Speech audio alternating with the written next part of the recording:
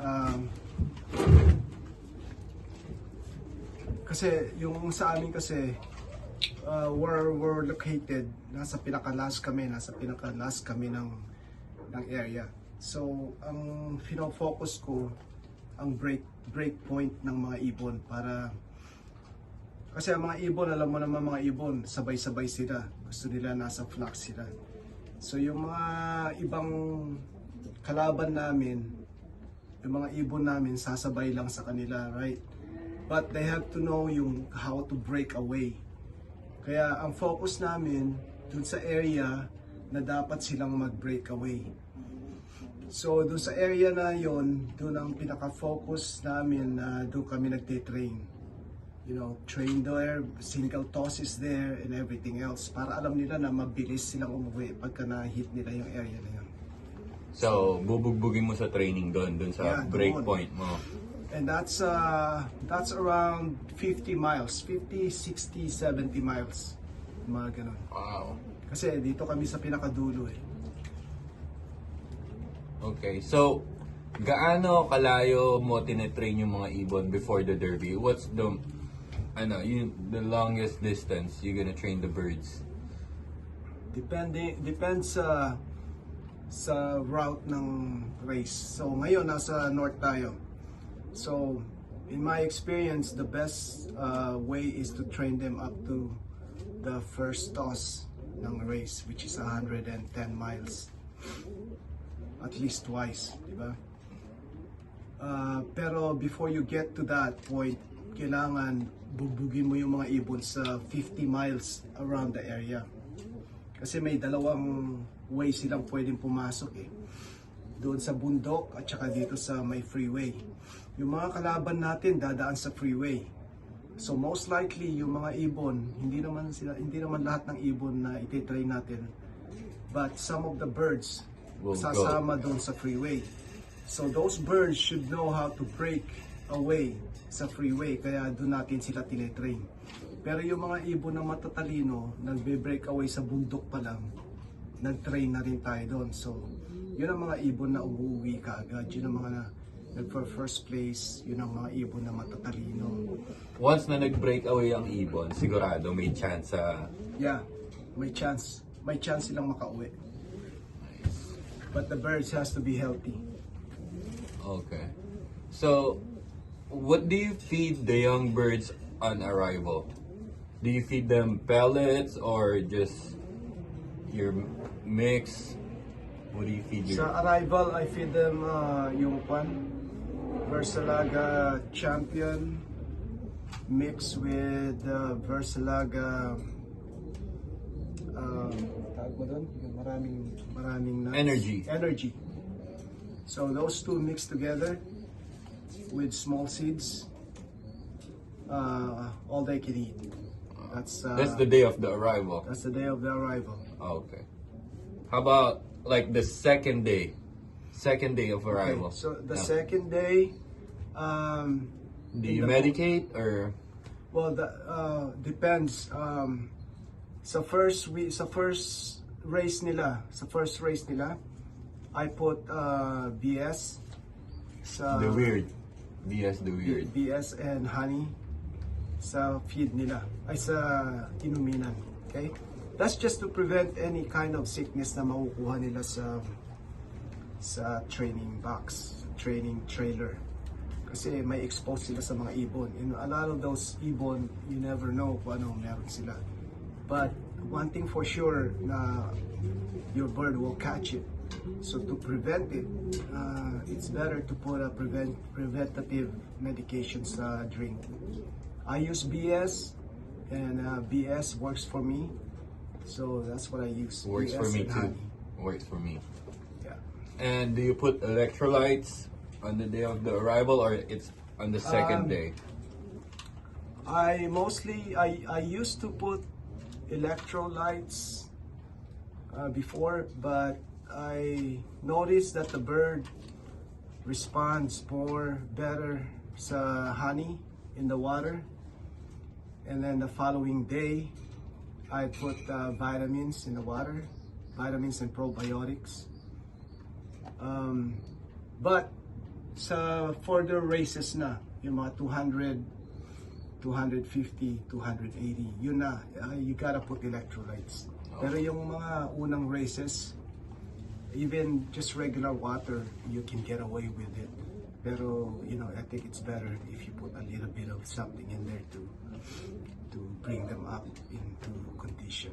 So do you still use herbal when the derby starts, like garlic? Yeah, garlic I use every Monday, garlic and honey. Race or no race. Every Monday. What I don't do is use a lot of other, like yung ginagamit kong powder, baby powder. I don't use that anymore. I don't put any more salt in there kasi that makes them thirst. You don't want anything to put in the feeds or water that makes the bird thirsty. And also, the day of basketing, I don't put any grits. I don't feed them any grits kasi that makes them heavier. I think. You want your young birds buoyant? Yeah. Okay. You almost want in the beginning of the race, you almost want the birds to have nothing in their crop. The crop should be empty because they don't really need a lot of feeds beginning of the race. Doon na lang sa end, more fat and all that. Carbs. Carbs, yeah. So yung feeding is very important, I think, sa races. Kung alam mo kung ano ipapakain mo sa mga ibon at kung alam mo kung paano kontrolin yung hunger nila at saka yung weight nila, then you're ahead of the race and I think you do better than sa other ibon na basta fat lang yung mga ibon. So sa mga 200 miles na yung race, do you carb load? Like what do you use for carb loading? And what day do you use the carbs to feed the birds? I use safflower, mungo beans, I use brown rice, I use sunflower, yung seeds, yung yung Nakabalat na. Yeah. and some peanuts. Oh, peanuts. Okay, so you use ginagamit peanuts. ko. Okay. Pero be very careful kasi it depends sa days. Carbo loading sa akin is Wednesday, Thursday. Pero pagka ang basketing it happens to be on a Thursday, then you have to move back, or basketing happens to be on a Friday, then you have to move back to Tuesday, Wednesday. Because it takes a couple of days to process the food at saka to store that in their liver. Okay. Yun ang gagamitin nilang una, yung fat sa liver nila, and then after that is completely out yung sa muscle na nila. Kaya yung mga ibon pagdating nila ang payat-payat kasi they already used up all the fat reserves sa liver and they started to use the muscle fat sa katawan nila. And do you use ideal pills to help with the digestion, or what do you use? I used ideal pills, which is now I use victory pills. Shout out yan sa idol namin, kay Manigo. Manigo. Baka naman. Order ulit kami niyan, sir. Pero sa young birds, okay? Once na ang young birds nagkaroon na ng feathers, then you give them victory every day. It keeps them healthy, keeps the digestion really good, yung poop nila really solid. Pero sa YB, ang ginagawa ko, pagka nagbabasket ako, the only time I hold them, okay, is when I do training, which I do 3 times a week. Doon ko sila binibigyan ng ideal, or during the race, Vitaboli, and pinapatakan ko sila sa eye, tsaka sa respiration ng, ano tawag na doon bro? Yung pinapatak natin sa mata. Yung Versilaga. I forgot eye what drop. Yeah, eye drop. Pang clear ng kwan nila, sinus nila. Mucus. Okay? Yeah. You can also do yellow drops, pero not during basketing day. Kasi I believe na yung ibon ay nahihilo. It affects them. So you can do yellow drops sa Thursday when you mid toss, or do it when they come home the next day, like they come home Sunday, do it sa Monday, put yellow drops kasi sa Sunday meron na silang BS sa water, so the next day you can use yellow drop, and they respond better that way. All right. Wala kang problema sa health pagka ganun ang gawin mo. Kasi health ang race natin. It all comes down to two things sa race, okay? For me, hindi ka mananalo kung yung ibon mo ay may sakit sa digestion at saka sa respiration. Once na nagkamali sila nagkasakit sila sa either one of those two, you're done, okay? Hindi ka mananalo. And the second thing is feeding. Kung nagkamali ka sa feeding ng ibon mo, your ibon will either be malnourished or too fat. You can't win with those two. Kailangan ang feeding mo is to the point. Kailangan you're right there. Hindi ka pwedeng mag-go over or mag-under sa feeding. You have to know what you're doing. Alright, guys, this is only for young birds, not old birds, okay? So, on young birds, during the final 3 races, do you use motivation or any kind of system on the last 3 races, like long distance, let's say 300 mile, 350, 400? Yeah, on young birds, I've used different ways. Kung hindi sila nagpa-perform, lalo na starting sa training and low flying, if they're not performing the way they should be, separate ko ang sexes nila. Hen and cock will be separated. Pero if they're performing okay, they'll both be together. So at the very end, kasi lalo na nag-start ako ng November, by the time the race starts, medyo matanda na sila. Sa middle na ng race, medyo hormones na ang Nagme-mate na sila. Yeah, nagme-mate na sila. So what I do is let them mate up. Okay? Hayaan mo silang mag-mate. Kasi if the birds are flying, they're not gonna lay eggs. That's true. If the birds are not flying correctly, they will lay eggs. So ginagawa ko, naglalagay ako ng old hen or old cock sa loft and let them mate up with those. So sila pipili ng pair? Pipili. Yeah, you let them, if they pair up, they pair up. If they don't pair up, then they don't pair up.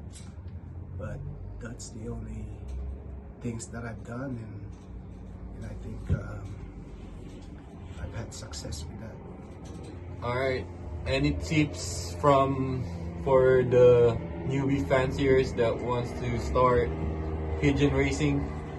Tips sa mga newbies, okay. Get birds that are tested na, okay? I got my birds Kung from kayo ang nag-uumpisa, get some birds sa mga fancier na meron ng tested na ibon.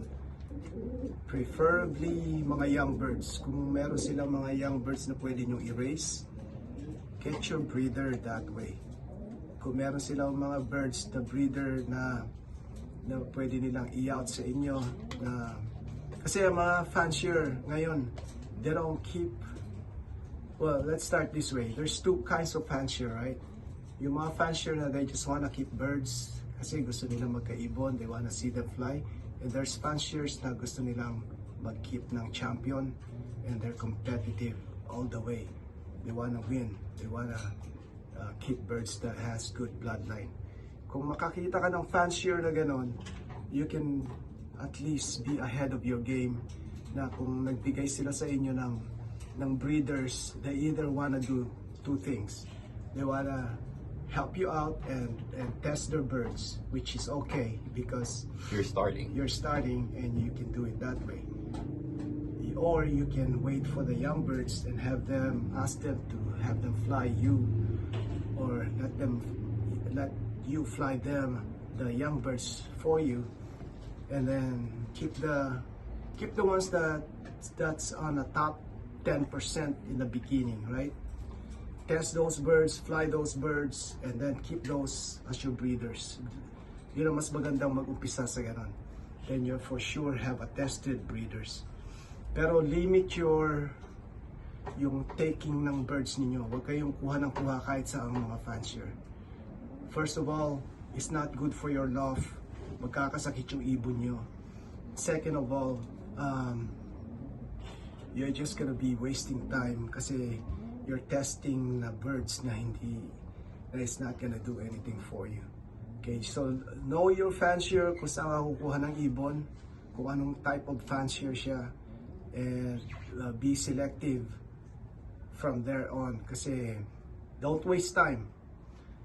Time is napakabilis ng time ngayon. So start in the right way and go from there kung yun ang inyong type. So get birds from the trusted fanciers that fly birds. Know yourself too. Anong klase ka ba? Gusto mo ba maging fancier na makikipag-race to compete, or just to have birds, or to have birds to compete sa one loft races? So study, know your birds, and know yourself para hindi ka na nag-waste ng time. Alright. Dahil wala nang secret ngayon. Lahat ng secret nasa YouTube na or nakalabas na. Okay? There is no secret. Kaya may sinasabi silang secret. Walang secret. Nobody knows everything about pigeons. Kasi ang pigeon is one animal na hindi mo maiintindihan no matter how long you've been flying pigeons. You know, you only know what you know and what worked for you.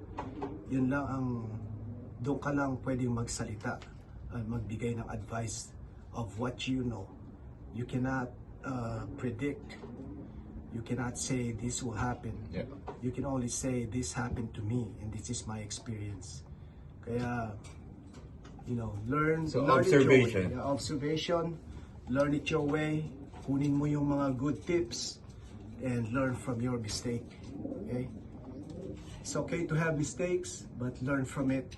Don't keep doing what you've been doing because you're always gonna stay in the same place. If you're gonna keep birds that are just coming home, then all your races will be just that. Don't be afraid to call. Part ng game natin yon. But it's up to you. Don't be afraid to lose birds. Don't be afraid to lose birds. Test all your birds. But don't eat your birds. That's one thing I will never do. Eat birds. Pero it's up to you. I mean, that's what you want. It's just Pero observation, guys. That's the number one. Once you observe your birds and know your birds, it'll be good. observation and know what to do with Yeah. it.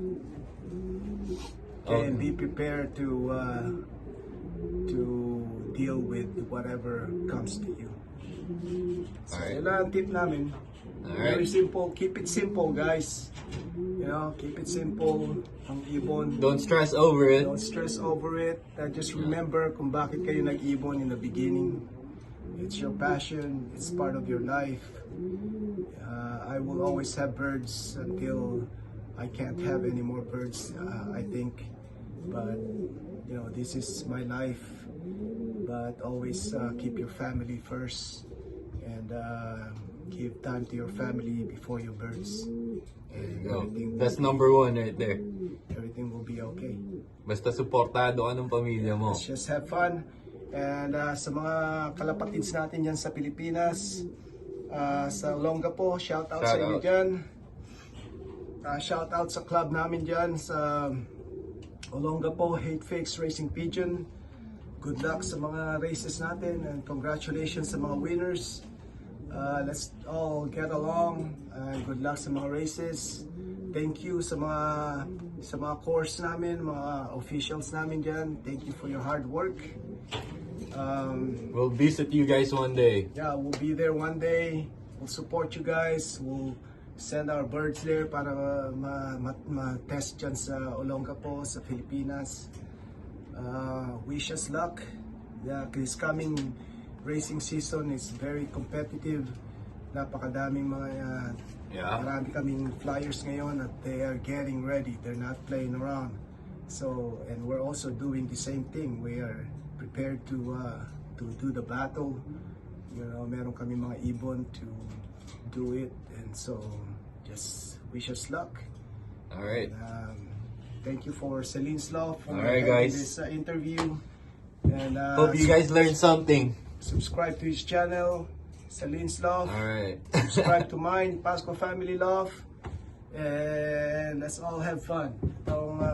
Merry Christmas and Happy New Year, guys. Stay tuned sa other videos coming up. All right.